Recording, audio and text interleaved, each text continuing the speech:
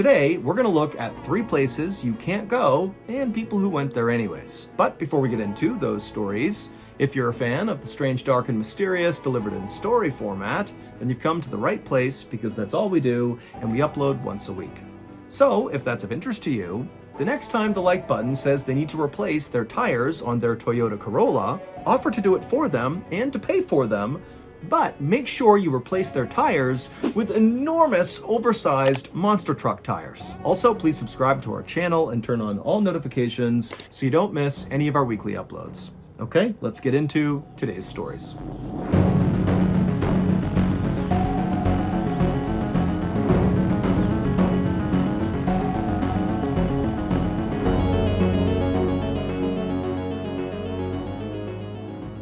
On the evening of March 22nd, 1994, a 40-year-old, very experienced airline pilot named Andrei Danilov walked into the cockpit of a huge airplane that he was about to fly out of Moscow. Once he was in the cockpit, he said hello to the 2 other pilots he'd be flying with that night, and then Andrei took a seat in the captain's chair. Now, this flight tonight was going to be a very routine 13-hour trip to Hong Kong, something Andrei and these other 2 pilots had done many times before.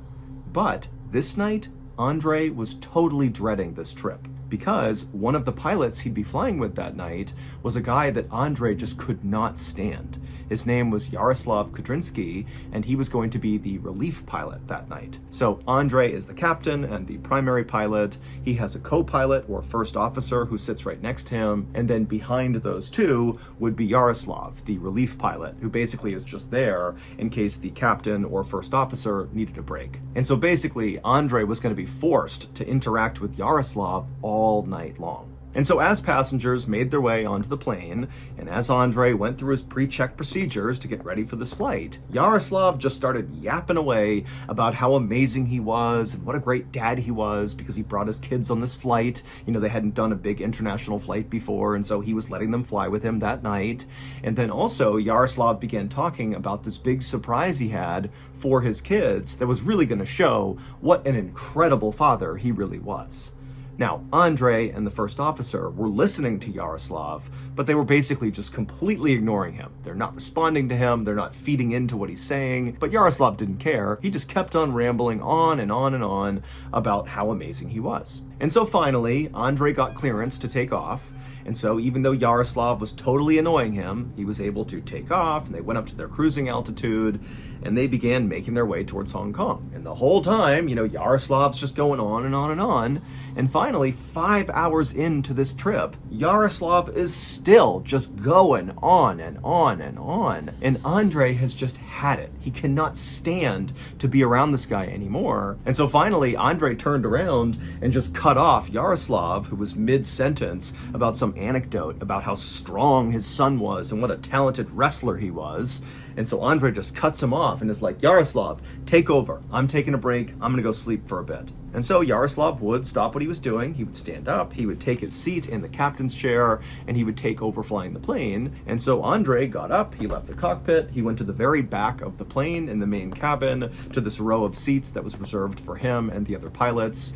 And he got in there, and he laid down, and he closed his eyes. But just a couple of minutes after closing his eyes, Andrei began to feel the plane begin to bank hard to one side. Now, Andrei couldn't really remember if this was the time they were supposed to be turning or not, but it just felt like this turn was more aggressive than anything he anticipated at any point in this journey. But Andrei knew this plane was brand new, and so if there were any kind of minor mistakes that Yaroslav was making flying the plane, well, the autopilot feature, which was state-of-the-art in this plane, would easily correct those small errors and keep the plane going towards its destination. And so, even though, again, they're still in this pretty sharp turn here, Andrei just closed his eyes again and tried to go to sleep. But a couple of minutes later, they were still banking, and in fact, the bank was starting to get even more aggressive, to the point where Andrei opened his eyes and he's thinking to himself, what is Yaroslav doing up there? Like, we're basically going in a circle at this point. We're spiraling midair. And so right as Andrei was about to get up and go see what the heck was going on, the plane began to shake really violently, and suddenly Andrei realized, oh my goodness, the plane could be stalling right now. There could be a real issue in the cockpit, and this is not some minor minor error. And so as passengers on the plane are starting to sense that something could be wrong here, I mean, the plane is like hard to the side and shaking, so people are starting to scream and cry, people are nervous. And so Andre, he begins to stand up to go to the cockpit when suddenly the plane goes from just shaking and banking to basically rolling completely on its side. So all the windows are now on the ground and everybody's on their side. Andre knew he could not go to the cockpit. There was no way to do that. And so all he could do was just hold on to his seat and pray they got out of this. And then just as quickly as all this started, it stopped. The plane kind of went back to level, it stopped shaking, and then Andre heard the sound of the twin engines out on the wings roar as if the plane was kind of getting back up to speed, and for a second, it seemed like everything was okay. And so Andre, sensing that this was his chance to get back to the cockpit and frankly just reassume command, because whatever was going on in there, it was not okay. And so Andre, he got up and began running down the aisle to get to the cockpit. But right as he was about to grab the door, the plane suddenly tilted upward and they began rocketing up into the sky, so strong that Andre was pinned to the carpet. And so for a couple of seconds, Andre couldn't do anything, but then he began to hear the sound of the actual frame of the plane beginning to crack from all the pressure of accelerating so quickly up into the sky. And so with all of his strength, Andre reached up, he's on his hands and knees, and he grabs the door handle to the cockpit and he opens it up, and the second he looks into the cockpit, he would have known exactly what was wrong. It would turn out Yaroslav's big surprise for his kids that he promised Andre and the first officer would demonstrate what an amazing father he was that he was going to let his kids fly the plane just for a second. But these are untrained children that have no idea how to fly a plane. And so when Andre got up and went to go take a nap and Yaroslav took over, well, Yaroslav called up his kids who were in the main cabin, a teenage son and daughter, and they went into the cockpit and they sat down in the captain's chair and they began to fly the plane. And the daughter took the seat first in the captain's chair, and she was very careful not to touch any of the controls, even though Yaroslav was kind of encouraging her, to take the wheel and really see what it feels like. But she was nervous, and so she really didn't touch anything. But then Yaroslav's son, when he sat down in the captain's chair, he did grab the controls and he pulled on the wheel hard enough that he somehow disengaged the autopilot feature, and nobody noticed. And so as Yaroslav's son is yanking forward and backwards on the yoke, so the steering wheel of the plane began going in all these crazy directions because there was no autopilot to stop it. And by the time he had figured out what was wrong, it was too late because the plane had entered into an unrecoverable stall and it crashed into the foothills of Siberia, killing all 75 people on board. Thank you to BetterHelp for sponsoring today's video. Back in 2018, I was very depressed.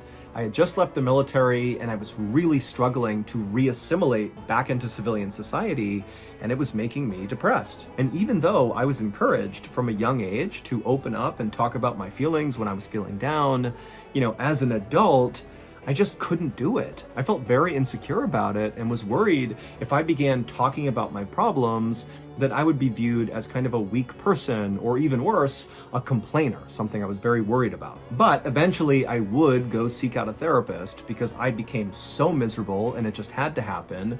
And I'm so glad I did, because as soon as I actually talked to a real therapist, I saw therapy is actually kind of great. As soon as you open up and kind of unburden yourself, a trained therapist can really help you work through your issues and come to terms with them, and over time, you'll get better. And so that's why today I want to talk to you about BetterHelp.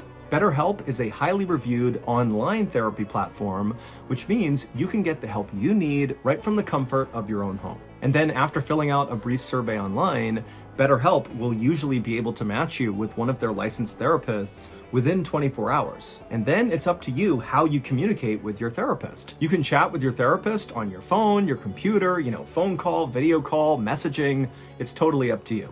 So if you're struggling right now and you think therapy could help you too, think about giving BetterHelp a try. Let BetterHelp connect you with a therapist who can support you right from the comfort of your own home. Visit betterhelp.com/Mr. Ballin, or just click Mr. Ballin during sign up to enjoy a special discount on your first month.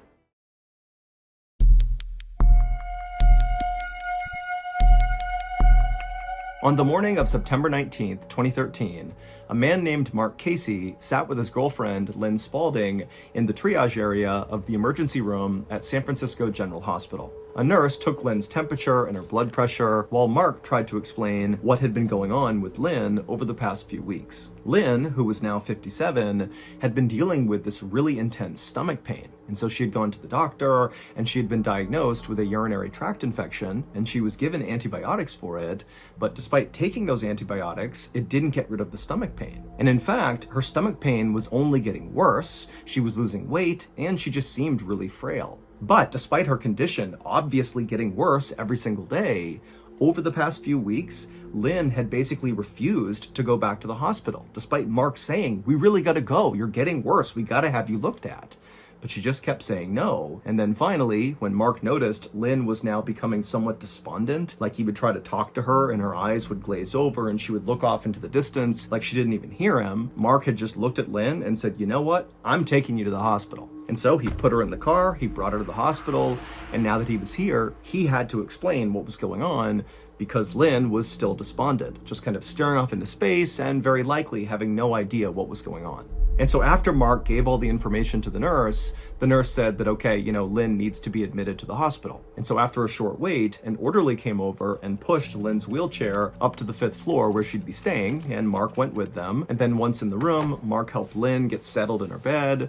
And again, Lynn is just kind of staring off into space, not really paying attention.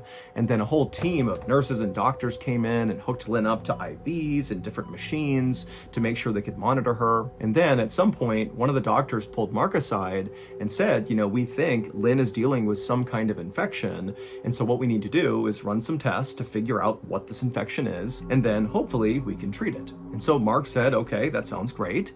And then all day, Mark sat right next to Lynn and held her hand as the medical team came in and out of the room running all these tests. The following day, the medical team still didn't know what was wrong with Lynn. The tests they had run so far were inconclusive or were negative. Now, the biggest issue with Lynn was not trying to figure out what infection she had or how to cure her. Instead, it was, how do we keep Lynn in her hospital room? Because on this second day that Lynn was at the hospital, despite being very despondent still, any chance she got, she was getting out of her bed and trying to escape her room. And so the medical team, they kept having to go find her and bring her back to her room. And they tried to explain to her, like, Lynn, you're sick. That's why you're here. You need to stay in your room. But Lynn clearly was just not getting it. She was just not there. And she would just say to the team, I want to go home. I just want to go home. I want to go home. And they would say, well, Lynn, you got to get better first, and then you can go home. Now, Mark, like the medical staff, was also concerned about Lynn's behavior. It was not safe for her to get up and flee her hospital room. But Mark kind of secretly thought, maybe this is a good sign, because the day before, Lynn couldn't even walk on her own. And now today, she's walking around on her own, trying to escape the hospital, which is bad. But, she's ambulatory. That's going to be a good sign. And also, Mark was thinking that because Lynn was fleeing her room over and over again, she's going to get even better medical care because the staff has to be super focused on her. And so Mark was feeling kind of optimistic that Lynn was on the road to recovery. The next morning, so now Lynn has been at the hospital for 2 days at this point, a nurse went into Lynn's room to check on her at about 10:15 a.m., and she walked up to Lynn, who was in her bed, and Lynn immediately told the nurse that she wanted to go home, and the nurse said, sorry, Lynn, we still don't know what's wrong with you. You got to stay here for now. But again, it was pretty clear Lynn did not understand what the nurse was saying. And so Lynn was not agitated. She was laying in bed and did not appear to, want to flee the room anytime soon. And so the nurse took Lynn's vitals. They were all basically normal. And then the nurse wrote down on Lynn's chart that her condition as of this moment was fair. And then the nurse left the room. And once this nurse was gone, Lynn laid in bed for a second. And then when nobody else came in the room, she sat up, she hopped off the bed, and she took off her hospital gown. She pulled out all the cords and wires that were on her. Then she put on her jeans, her boots, her jacket. She grabbed her purse off the table, and she walked out the door. And the second she walked out the door, she would have been in this long hallway, except her room was at the end of the hallway. So when she stepped out into that hallway, if she turned right, she would have seen a long, long stretch of hallway with other hospital rooms and lots of staff and doctors and nurses kind of walking around. But to her left, It would have been a dead end with a single blue door with a green exit sign over the top of it. And so Lynn, she steps into the hallway, she looks down the long side to the right, then she looks to the left, she sees the blue door, and she goes to the blue door, she opens it up, and she disappears inside.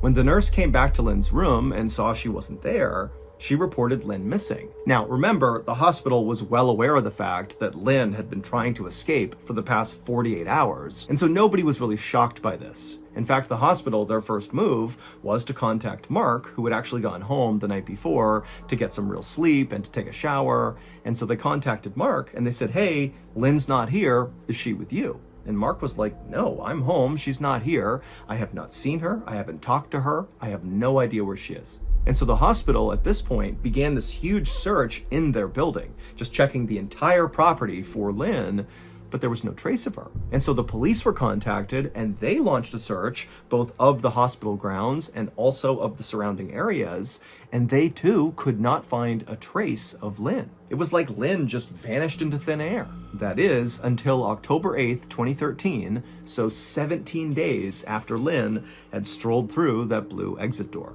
On that day, October 8th, a hospital maintenance worker was walking down the long hallway in the hospital, not on the 5th floor where Lynn was staying, but one floor below, so on the 4th floor. And he's walking down this long hallway in the direction of the dead end side, so the same side that Lynn was on where her room was, but again, one floor above. And the maintenance worker, he walks all the way to the end of this hallway on the 4th floor, and he arrives in front of the blue door with the green exit sign above it. Again, this is below where Lynn was, but it looks the same. And the maintenance worker, he opened up the door, and when he looked out of the 4th floor door, he just froze because what he was looking at just seemed impossible. And then he had this urge to scream, but he knew there were all these patients and kids and doctors and stuff in the hallway behind him, and he didn't want to scare anyone. And so very quietly, he reached down and grabbed his radio, and he called for help. In order to explain what happened next, you need to look at this picture. So in this picture, on the right-hand side, you see there are two outdoor landings with people on them. The one on top is the 5th floor landing, and the one below it, with a single person on it, is the 4th floor landing. And to get onto these outdoor landings, you have to walk through those blue exit doors at the end of those hallways. These blue doors are emergency exits. And so when you go out these blue doors, once they shut, they lock automatically.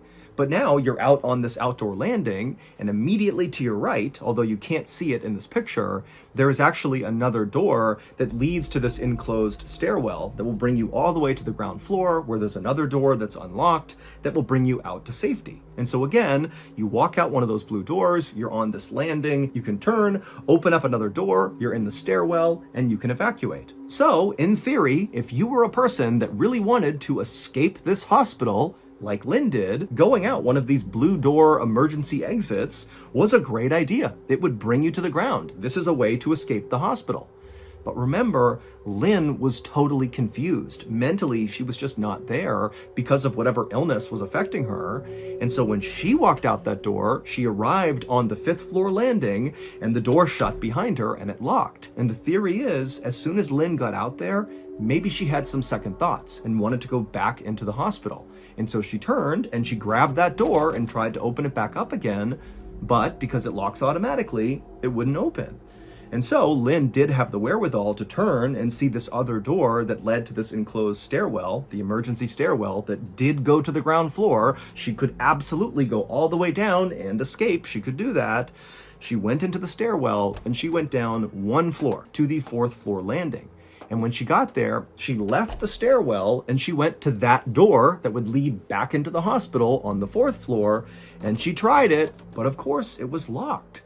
And then again, instead of her just going back into the stairwell and going down and escaping to safety, she, for some reason, just stayed on the 4th floor landing. Again, you got to remember that she's not all there mentally, and so she was confused, and she just stayed there on the landing, basically waiting to be rescued. But despite these huge searches of the hospital property by hospital staff and by the police, for some reason, this area, this landing on the 4th floor, was never checked. And so nobody found her. That is until October 4th. So at this point, Lynn has been outside for 13 days on this landing, and a researcher from the hospital, for whatever reason, exited out one of these emergency doors, and they began making their way downstairs. And when they passed by the 4th floor landing, they spotted Lynn on the ground on the 4th floor landing. But instead of going over to her and seeing if she was okay, this researcher just called security and said, hey, there's a patient outside on the 4th floor landing, like, come check it out. And then instead of waiting for security, the researcher just left, leaving Lynn alone. And security at the hospital, who said they were going to go check, they didn't. And so 4 more days would go by with still nobody officially finding Lynn. And then finally, on October 8th, the hospital maintenance worker opened up the blue door on the 4th floor, and he saw the 4th floor landing, that exterior landing, and he saw Lynn, and he knew she was dead. Officials were never able to determine when Lynn died, so it's not clear how long she was alive out on that landing. But it is possible she could have been alive when that researcher found her, but obviously help didn't come in time. Ultimately, Lynn's family would sue the city and the hospital, and they would be awarded $3 million.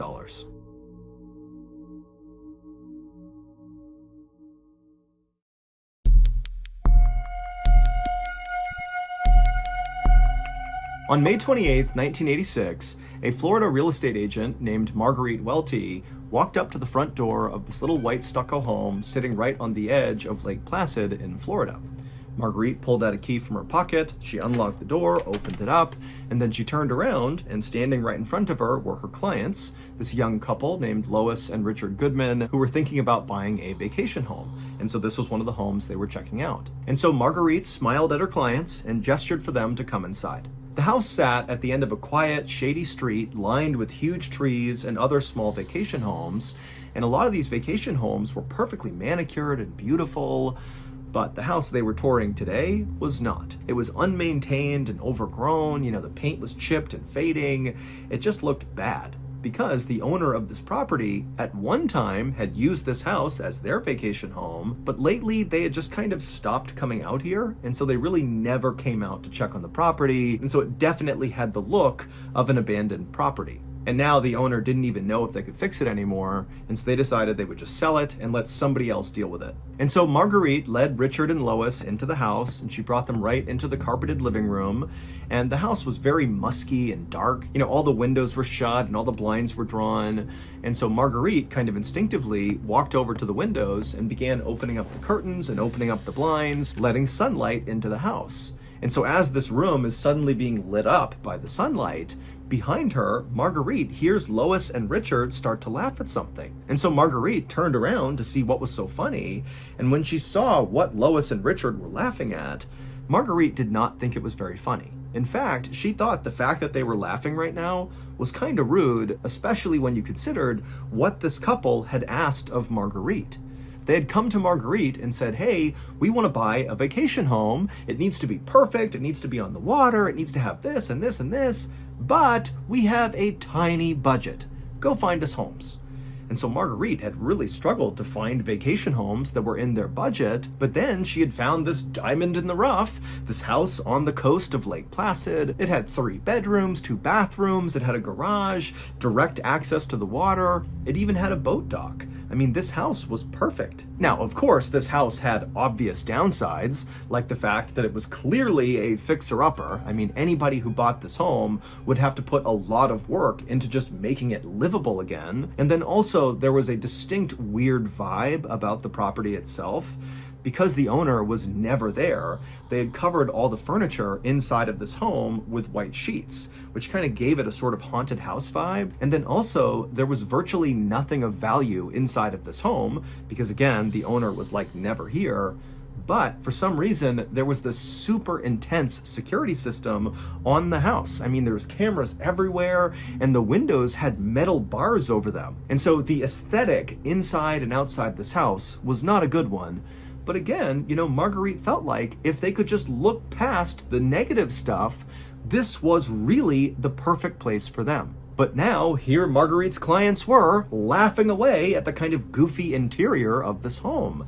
It's like they were being totally disrespectful both to Marguerite and, frankly, to the owner of this property. I mean, this is a good opportunity. What are you doing? But ultimately, Marguerite couldn't force her clients to be appreciative of this, and so she just kind of laughed along with them, but then very quickly changed the subject and told them, hey, let's go walk around the rest of the house. Make sure you see the whole place before you pass judgment. But Marguerite only had to lead Richard and Lois around the house for a couple more minutes to figure out they definitely were not in the market for this house. They could not look past the bizarre, kind of spooky almost atmosphere inside the house and how run down it was.